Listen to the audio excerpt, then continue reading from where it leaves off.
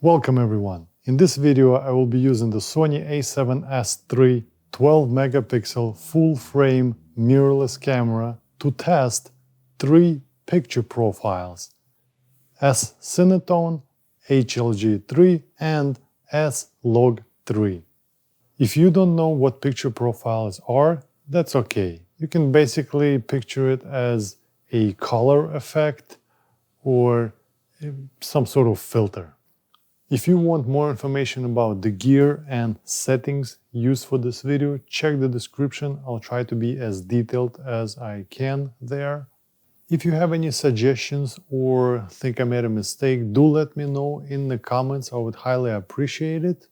Well, this indoor test is coming to a close. I tried getting some colors in. Hopefully it was helpful.